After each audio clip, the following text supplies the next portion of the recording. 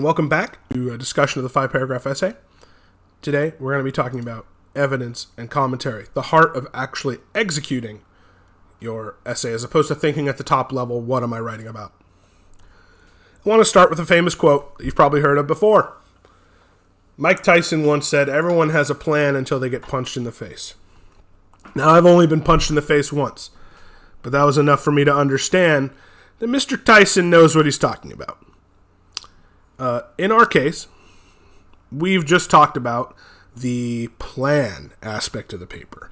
What are you planning to prove, with what reasoning, and how will you plan to structure the essay? The punching in the face aspect is selecting the evidence to prove your previously planned controlling idea. So how much evidence are you going to need to do this? In terms of number, we return to the Holy Trinity. We're really big on the number 3 here. Each body paragraph will use 3 pieces of evidence. I know that you passed pre-algebra, or I guess this is even earlier. I know you did your multiplication tables. 3 pieces of evidence per paragraph times 3 paragraphs equals, yes, 9 pieces of evidence total. But that's the easy part, right? Number is still kind of in the plan stage. Far more relevantly, what makes evidence strong? And how do you find strong evidence? Well, like all processes, I guess this can be boiled down to a very simple idea, even though it takes a lot of labor to execute. It reminds me of the famous quote from an FPS video game player who once said, "The trick to mastering Counter-Strike was simply to click the opponent on the head." Sounds simple, hard to execute. Another great quote I remember is that a running back once said, "I try to run where the defense isn't." These formulations that I just gave you, these quotes, are frustrating at times, but they do remind us of the fact that most complicated stuff has a simple task at the heart of it. So for evidence, you know that what's at the heart of evidence is what we must return to, our guiding light, our North Star, our grace, our only hope, the controlling idea. A piece of evidence is strong if it helps to prove the controlling idea, and it is weak if it does not. That's it. Lots of elements in a story can be evidence if they deal with the controlling idea. You can and should discuss characters' thoughts, feelings, actions, motivations, choices, and the consequences of those choices. You should examine a character's understanding of themselves, relationships with others, change or lack of change over time. If you're trying to make a value judgment about ambition in, let's say, Shakespeare's play Macbeth, the following questions would be good example questions to ask to find evidence. A, who are the characters who at any point are ambitious, right? Who qualifies? B, what are their thoughts like before their ambition, during their ambition, and after they've acted on their ambition? Are these thoughts good? Are they bad? Are they positive, negative, productive, destructive? Maybe we move out of the head and into the heart. What are the feelings of the characters who are ambitious? Do they feel good when they act on their ambition? Do they feel bad? Maybe we want to go outside the head or the heart to the actual world, the plot of the play. What actions do these ambitious characters take that are not any action, right? Actions motivated by their ambition. So you're going to need to do some feeling and thinking work, because you need to be able to explain that the action that the character took was motivated by their ambition, right? And what are the consequences of those actions, positive or negative? That's a huge category for students to look at, is what are the plot consequences of a certain relationship to an idea? And fine, okay, one more example, like, do the characters ultimately grow in understanding themselves or the world because of their ambition? Or does it do the opposite? Does it make them regress as a person? Do they become closer with others, or do they become further with others? That's kind of the relational aspect. So, any of these questions will inevitably lead you to various scenes, which will provide you with direct evidence. What I'd like you to take away from this discussion here is that the absolute worst way that you can go about trying to find evidence is by randomly flipping through your book. Random flipping is a sign of someone who is more interested in action than thought. You have not thought long enough. Just sit quietly and think about the questions I asked above. If you really think about them, it will lead you to certain scenes in the book that you can then go reread, as opposed to just hoping you will find a passage by flipping. Now, there's one important assumption that I have made here, which is that you read and remember the book to some degree. Not perfectly, right? But like, you remember the main story beats and what scenes are available for you to reread to answer these questions. Now, in my experience as a teacher, this is not always the case for all my students. No, good news there. Good news. Obviously that's bad news, but there is some good news. This is entirely fixable. You're just going to need to actually read the literature. This is, of course, not the most convenient thing to start reading when you're starting to write your essay, but hey, you know what? We all reap what we sow, and this is why taking notes as you read can pay dividends in the long run. You know, famous saying, an ounce of prevention is worth a pound of cure. Okay, so we know what that process is going to look like. It could be long for some people. It could be short for others. If you really know what you read, you could be like, oh, well, of course, I'm going to talk about this scene and this scene and this scene. Oh, fantastic. So let's move to the big boy, the large chungus, if you will. Commentary. Once you have these scenes and moments that you think help prove the CI, you have to explain your reasoning, and that's what we do in commentary. The definition of commentary is very simple. Explaining why your evidence helps to prove the CI. The nice part about commentary is that if you followed the instructions I just talked about when it comes to evidence selection, you've already done commentary in your head. You were thinking about why these scenes and moments were relevant when you were trying to select evidence. All commentary requires is taking the long journey from your brain, where you already did the work, to your fingers, and getting that reasoning typed out for the grader, the teacher, the reader, whoever. Commentary is where you get to explain what's going on in terms of thoughts, feelings, actions, choices, consequences, relationships, growth, and why those things help to prove the CI. The clearer the connection you can draw between the CI and what positive or negative feeling, action, choice, consequence, relationship evolution, or growth is happening for a character at any given moment, the better. So, when you state it abstractly, it sounds pretty easy. But of course, there are traps that my students will consistently fall into, which I don't want you to fall into, so let's discuss those right now. Well, what's the first one we should talk about? When I was a freshman at BCP, I was reading from my very old, ancient debate textbook about logical fallacies or logical mistakes. And I encountered an example that always stuck with me. I remember it to this day. The textbook called out an academic research paper that found two things happened at the same time. First, there had been 130 years of climate change involving an increase in global temperature. And second, 130 years of a decrease in the prevalence of pirates. You know, like hat-wearing, swashbuckling pirates. Of course, what the academic paper did that affronted the writers of the debate textbook, as it should, was trying to argue that the decrease in piracy was causing the increase in global temperature, which is obviously beyond stupid. Where am I going with this? Conflating two things happening at the same time as one thing causing another is what we label correlation, not causation. This is the biggest error I see in student analysis and commentary. Many students will get a little bit lazy with their commentary's logic.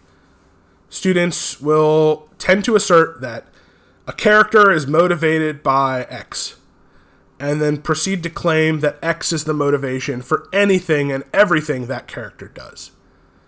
What's an example? A student might identify that in the Odyssey, Odysseus is motivated to return home to Ithaca, which is a fine and good observation, right? That's some of that character work. They thought, what does Odysseus want? He wants to return home. However, they then might be trying to prove a point that returning home is problematic. They'll discuss a variety of negative actions that Odysseus performs. And then they'll assert, this shows that trying to return home is problematic, when they gave no specific reason why the specific action that Odysseus performed at that moment in the text is motivated by returning home. Odysseus does a lot of things for a lot of reasons. Now, does this mean that evidence must explicitly state what the motivation for a character's actions are at a given moment? No. It's very rare that an author will have someone do something and then explicitly write, he did this action because he believed in problematic toxic masculinity. That's pretty infrequent. People don't just put those motivations on Front Street explicitly.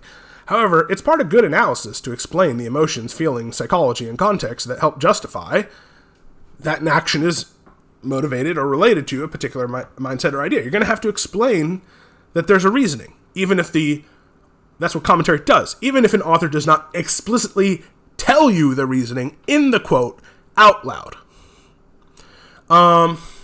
Here's another example. Let's say a character really wants to be a soccer player.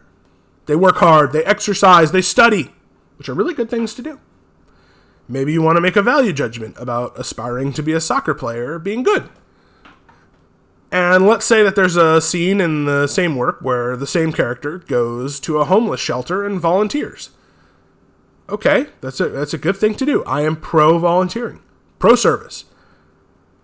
But does that fit in a value judgment about aspiring to be a soccer player? No, wanting to be a soccer player had nothing to do with them volunteering. It doesn't move them any closer to being a soccer player. It doesn't improve their skills or techniques, or networking, stamina, any of the things that have to do with soccer. And of course, I suppose we could make an example where the corollary is true on the other side. Let's say the same character who wants to be a soccer player and does all this good stuff, one day decides to rob a liquor store, which is a bad thing to do. I am anti-robbing liquor stores. Does this somehow complicate the desirability of aspiring to be a soccer player? No. But I will encounter many students who could go through a logic pretty similar to, well, this character is motivated by the idea of being a soccer player, and he robs a liquor store. Therefore, aspiring to be a soccer player is bad. This is obviously pretty problematic logic, and it's not good argumentation. The truth is that characters are really complex. Sometimes good people do bad things. Sometimes bad people do good things. People have, many different competing motivations, and it's important to understand why people are doing the things they're doing. A lot of English writing is showing your insight into psychology. Good commentary is effective at showing showing an understanding of how actions are linked to and motivated by ideas and concepts. Okay, so hopefully, broad level commentary, you understand what we're trying to achieve and the type of questions that will help you achieve it. Now, let's talk about something different. Detail analysis. Sometimes it's going to happen, probably already happened last year, but definitely sophomore, junior, senior year, your teacher is going to ask you to add on an additional task to the fundamental task of commentary, which we know is explaining why evidence you selected helps to prove the controlling idea. Think of detail analysis as dessert after a meal. It's not enough by itself. You can't just eat cake. You can try it. You're not going to feel good. So it's not enough by itself, but it can really add a new layer of goodness. So this extra task, as I've said before, is called detail analysis. Detail analysis, and this is a really important sentence, is explaining how a particular choice by the author reinforces, complicates, deepens, or enriches our understanding of the connection between the evidence and the CI. So let's think of it this way. Basic commentary would be, this clam chowder is tasty. Detail analysis would be, this clam chowder is tasty, and a detail that helps make it tasty is the crunch of the bacon. Or, this clam chowder is tasty, a detail that helps make it tasty is the hearty size of the clams. You're pulling out a particular choice and saying, hey, this helps achieve what's happening here. Now, I was just kind of fixated on soup, which happens to me from time to time, but let's move this to literature. You're not going to be highlighting bacon or clams in your book. If you do find bacon in your book, I suppose that's a pretty good day. But instead, you're going to unpack one of the following: word choice, imagery, metaphor, simile, juxtaposition, allusion, syntax, parallelism, motifs, or symbolism. If you don't know some of these words, don't worry, your teacher will explain more complicated ones when appropriate if they really want you to analyze them. But take a look at an example of one of the more basic things that we can analyze. Imagery. Let's say we're making a value judgment that ambition is problematic in Macbeth. Back to our CI we used before. And let's say we have an overall thesis. Shakespeare argues that one should avoid ambition because it leads to deception, betrayal, and ultimately one's own downfall. And we think about evidence. We remember that Macbeth is consumed by ambition, and by Act 3, he's willing to lie to his closest friend, Banquo. A choice that I think we can connect to ambition being problematic, so we find a quotation from Act 3. And it reads like this. I have it up on the screen now. We must lave or wash our honors in these flattering streams and make our faces vizards or masks to our heart, disguising what they are. So, what has Macbeth said literally? He's said explicitly here that he will disguise his true feelings and lie to his best friend.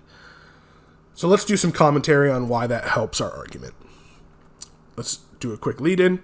Fully consumed by a desire to subvert the witch's prophecy, Macbeth encourages Lady Macbeth to aid him in deceiving Banquo, noting that, quote, we must lave our honors in these flattering streams and make our faces vizards to our hearts, disguising what they are. Some simple commentary here. Macbeth's choice to deceive Banquo stems from his desire to maintain his kingship. Macbeth's affirmation of the need for deception highlights the destructive influence of ambition. Okay? So, we got right to the point.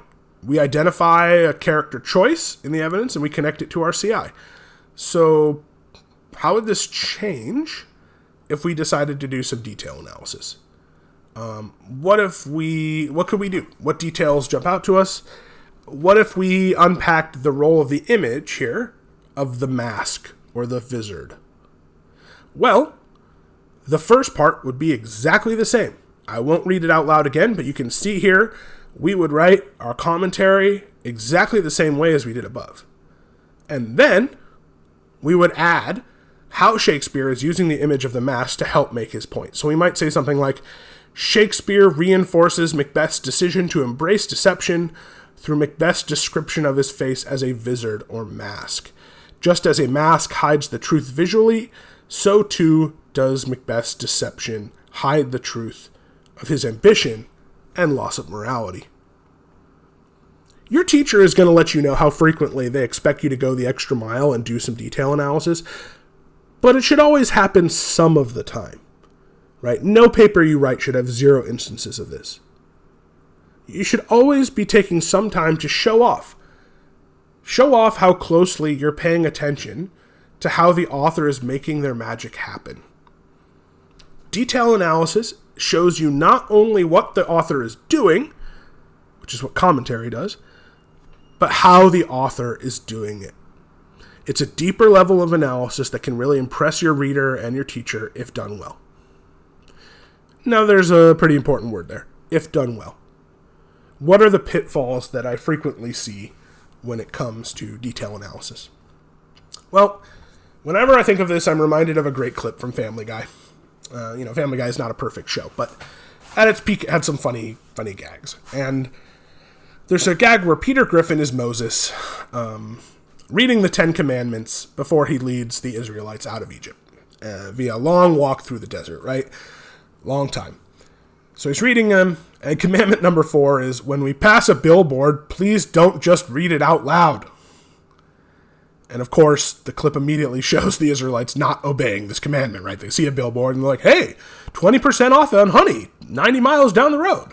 Hey, Jeff Bridges is performing at the blank theater down in, wherever, right? They're just reading whatever they see. Bad road trip habit. This is connected. Sorry, what's the point here? Get back to the point. This is connected to one of the more common flaws I see in detail analysis. It is not the task of detail analysis to merely point out that the author uses a particular literary device. That would be detail observation, right? That's like seeing a billboard and being like, hey, and then pointing out there's a billboard. The task is analysis, which means that there must be a claim made about what the literary device is deepening, enriching, reinforcing, or complicating. It's far more interesting to point out that there's an alternative meaning or a tension in the language of the author, i.e. something that could, theoretically weaken your argument a little bit, than to merely point out the author used language to some unspecified effect. So, my point is, the best thing you can do is deepen and enrich your point. The second best thing you can do is kind of complicate your point and say, hey, here's my commentary proves why this helps my argument, but this aspect of this choice is actually kind of I don't know, this is kind of weird and I'm not sure what to do with this for this reason. And or here's why this could prove an alternative reading. The worst thing you could do is say, also the author uses an allusion. Okay, I'm left with the very unkind but relevant question, so what? If you can't make a clear argument about what the choice of detail is doing, you're much better just leaving it out. It hurts your essay to have detail, quote-unquote, analysis that doesn't make any clear point. Okay? A second pitfall that I see all the time is that students get a little bit overzealous and they start overstating the role of detail analysis. Let's say we're talking about a plate of spaghetti and meatballs. Overstating the role of detail analysis is like saying the Parmesan cheese is really what makes a perfect spaghetti with meatballs delicious. Look, I love Parmesan cheese. It's a detail that deserves to be recognized. It adds something. But come on. It's not the reason that spaghetti and meatballs are satisfying. It's a reason. And it's a small one compared to the other components. Students sometimes are so caught up in doing detail analysis that they will skip the fundamental task of commentary and just forget to mention character actions, thoughts, feelings, choices, consequences. They'll make claims like, because Shakespeare uses the image of a mask, ambition is problematic. Do you hear how that's skipping a step? The imagery of the mask helps deepen our understanding of Macbeth, the character, at a certain moment, his choices, his thoughts, but ultimately, it's those thoughts and feelings and actions that prove the CI, not the fact that Shakespeare wrote the word mask or wizard. Imagine if you tried to prove that ambition was bad because the author compared something to a mask. It's like just putting Parmesan cheese in a bowl. It just doesn't work. So make sure your detail analysis is adding to, enriching, complicating, reinforcing, but don't just give me detail analysis. Stick to the fundamentals always. Then add on. Okay, I hope this has been helpful in diving into the nitty-gritty of how to execute on your top-level argument that we talked about in the last video, and we'll dive into some examples of this commentary more in the next video.